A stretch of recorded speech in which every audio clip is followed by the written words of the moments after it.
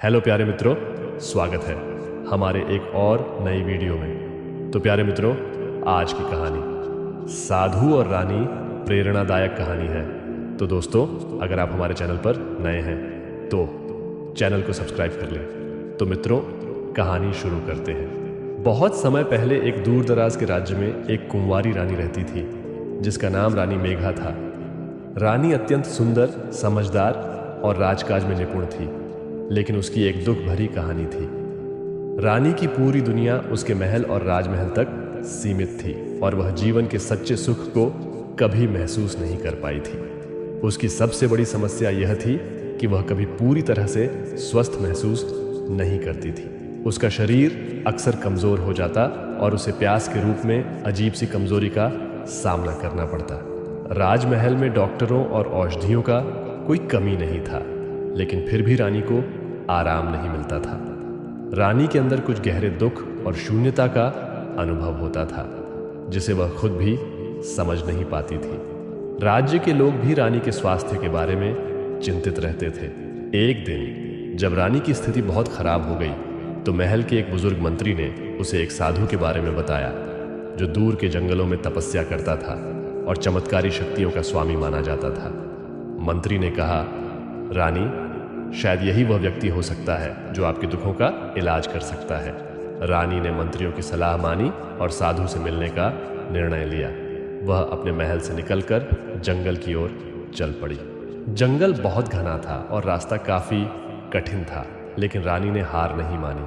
कई दिन और रातों के बाद वह उस स्थान पर पहुंची जहां साधु अपनी साधना कर रहे थे।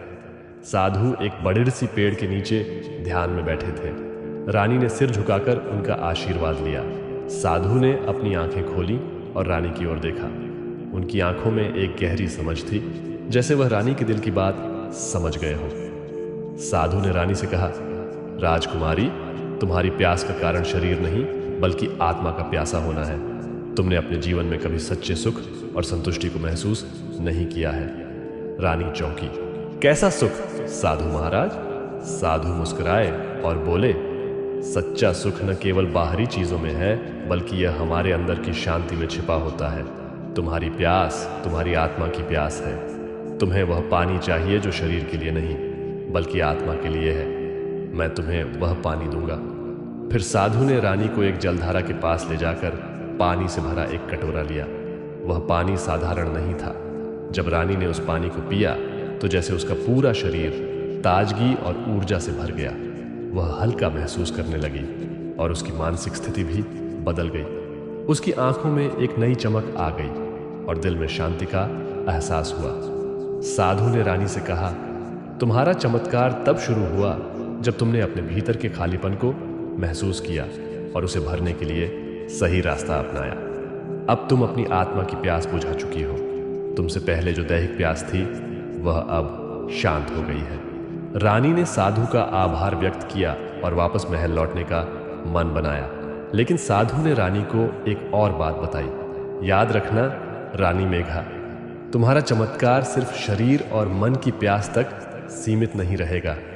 जब भी तुम्हारी आत्मा को कोई दुख हो तो तुम्हें उस पानी का स्मरण करना होगा जो तुम्हारे भीतर की शांति और सुख को जगाता है। रानी ने यह बात दिल से स्वीकार की और महल लौट आई। वापस आते ही उसने महसूस किया कि न केवल उसका शरीर बल्कि उसका मन भी पूरी तरह स्वस्थ हो चुका था। वह पहले की तुलना में कहीं ज्यादा संतुष्ट और खुश महसूस करने लगी। धीरे धीरे उसके राज्य में भी एक नयापन आया। लोग उसकी उपस्थिति में शांति महसूस करने लगे और राज्य में सुख और समृद्धि का वास होने लगा। रानी मेघा ने साधु के बताए मार्ग का पालन किया और अब उसका जीवन न केवल शारीरिक रूप से बल्कि मानसिक और आध्यात्मिक रूप से भी समृद्ध हो गया। वह अपने राज्य में शांति, प्रेम और सद्भाव का प्रतीक बन गई। रानी मेघा की प्यास बुझने के बाद उसका जीवन पूरी तरह से बदल गया था।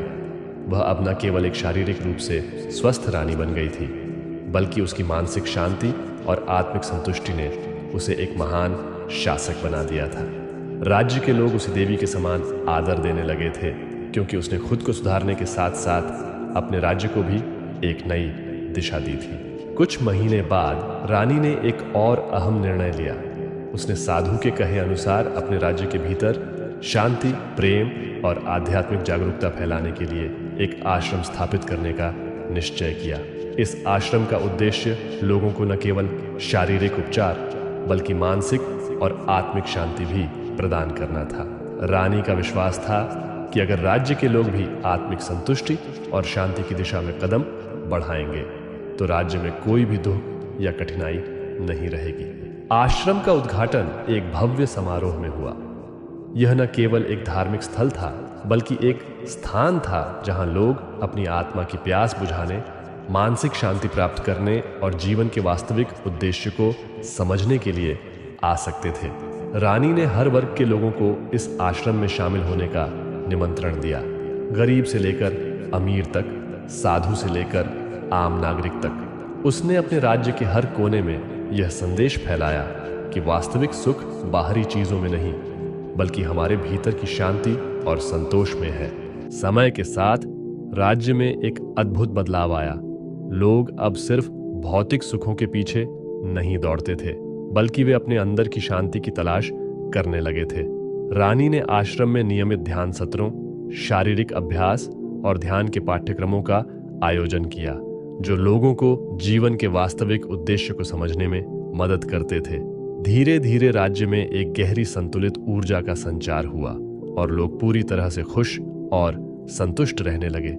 लेकिन एक दिन राज्य में अचानक एक अजीब घटना घटी।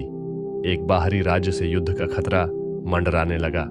दुश्मन राजा ने रानी के राज्य पर हमला करने की धमकी दी क्योंकि वह जानता था कि रानी मेघा का राज्य अब बेहद समृद्ध और शक्तिशाली हो चुका था। यह समाचार राज्य में फैलते ही हर कोई घबराया हुआ था। मंत्री, सैनिक और नागरिक सभी चिंता में थे। रानी मेघा ने जब इस बारे में सुना तो वह बिना घबराए अपने कमरे में बैठ गई और ध्यान में खो गई। वह साधु के उपदेशों को याद करने लगी। सच्ची शक्ति कभी बाहरी संघर्षों से नहीं आती बल्कि यह हमारी आंतरिक शांति और दृढ़ता से आती है। वह सोचने लगी। रानी ने अपने अधिकारियों को बुलाया और एक अप्रत्याशित निर्णय लिया। उसने कहा, हम युद्ध में नहीं उलझेंगे, हम अपनी शांति को ही हमारी सबसे बड़ी शक्ति मानेंगे। रानी ने आश्रम के साधुओं को और राज्य के संतों को बुलाया और उनसे अनुरोध किया कि वे राज्य के चारों कोनों में आध्यात्मिक ताकत और शांति की यज्ञ और अनुष्ठान करें। इन अनुष्ठानों का उद्देश्य केवल आंतरिक शांति नहीं बल्कि राज्य की समृद्धि और सुरक्षा को भी सुनिश्चित करना था। साधुओं ने पूरे राज्य में यज्ञ और पूजा का आयोजन किया जिससे राज्य के हर नागरिक के मन में शांति और विश्वास का संचार हुआ। इसके बाद वह चमत्कारी घटना हुई जिस पर राज्य के लोग आज भी विश्वास करते हैं। दुश्मन राजा के सैनिक अचानक बीमार पड़ने लगे और उनके मनोबल में गिरावट आने लगी। जैसे ही दुश्मन के सैनिकों ने राज्य की ओर बढ़ने की कोशिश की, उन्हें समझ में आया कि इस राज्य की शक्ति उनकी भौतिक सेना से कहीं अधिक है। दुश्मन राजा ने खुद राज्य के दरवाजे पर आकर रानी मेघा से शांति की बात की। रानी ने बिना किसी युद्ध के उसे शांति और सहयोग का प्रस्ताव दिया। रानी मेघा के आत्मविश्वास और शांतिपूर्ण दृष्टिकोण ने न केवल राज्य को युद्ध से बचाया बल्कि दुश्मन राजा को भी आत्मिक शांति का मार्ग दिखाया। वह अपने राज्य को लौटने से पहले रानी से एक शांति का वचन ले गया और दोनों राज्यों के बीच एक मजबूत मित्रता स्थापित हुई। इसके बाद से रानी मेघा का राज्य एक आदर्श राज्य बन गया। राज्य में न केवल बाहरी शांति थी बल्कि हर नागरिक की आत्मा में भी शांति और संतुष्टि का अनुभव हो रहा था। रानी ने यह साबित कर दिया कि जब एक शासक अपने अंदर की शक्ति और शांति को पहचानता है तो वह न केवल अपने राज्य का मार्गदर्शन करता है बल्कि वह एक महान आत्मा के रूप में सामने आता है। कुंवारी रानी का चमत्कारी जीवन और उसकी सच्ची शक्ति का संदेश आज भी लोगों के दिलों में जीवित है कि शांति और संतुष्टि हमारी सबसे बड़ी शक्ति है।